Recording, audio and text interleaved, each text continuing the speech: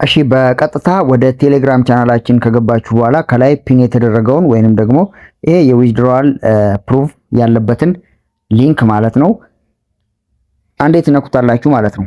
ኤርንክራፍት ይባላል ያው የምትሰሩበት ስራ። አንዴ ነክታችሁት ሊንኩን ቦቱን ኦፕን ካደረጋችሁት በኋላ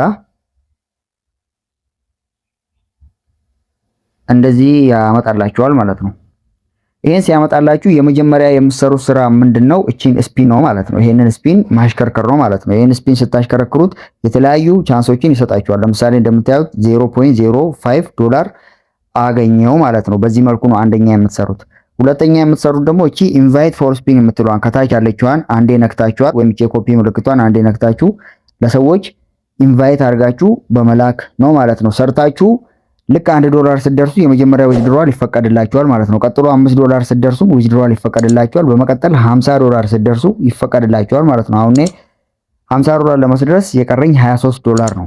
ከዛ እንዴት አድርገን እናወጣለን የሚለው ደግሞ እቺ ዋሌት የምትለዋን አንዴ ትነኳታላችሁ። ዋሌት የምትለዋን አንዴ ከነካችኋት በኋላ የፕላስ ምልክት እዚህ ጋር ወይም አድ የምትለዋን እቺን አንዴ ትነኳታላችሁ። እኔ ኦልሬዲ ዋሌት አድሬስ ስላረኩኝ አይጠይቀኝም ማለት ነው። እናንተ ግን ከታይ ሶስተኛ ላይ ዋሌት ኮኔክት ዩር ቴሌግራም ዋሌት ወይም ቶን ዋሌት ይላችኋል።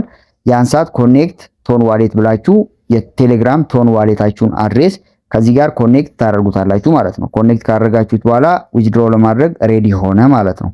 በመቀጠል በቃ የምትሰሩት ስራ ብዙም የለም፣ ይሄንን ነው የምትሰሩት። ሁለተኛ እነኚህን ኮንቴስት ሪፋይል ናል የሚሉት ውስጥ እየገባችሁ አንዳንድ ታስኮችን መስራት ነው ማለት ነው። እነኚህ የተለያየ የስፒን ቻንስ የሚያስገኙ ታስኮች ናቸው ከታች ያሉት። እነዚያ ውስጥ ሁላ እየገባችሁ እነዚያን ታስኮች መስራት ነው ማለት ነው። ወይም ፕላስ ስፒን የምትለው ሲገቡ እንደዚህ ይደረድርላችኋል። እነኚህን ሁሉ ታስኮች እየጨረሳችሁ ዶላር መሰብሰብ ነው ማለት ነው።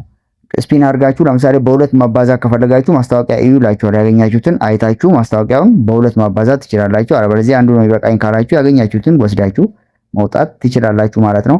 ወጥራችሁ ሰው ኢንቫይት እያደረጋችሁ ብዙ ስፒን የምታገኙበት ከሆነ እንግዲህ አሪፍ ብር ትሰሩበታላችሁ ብዬ አስባለሁ።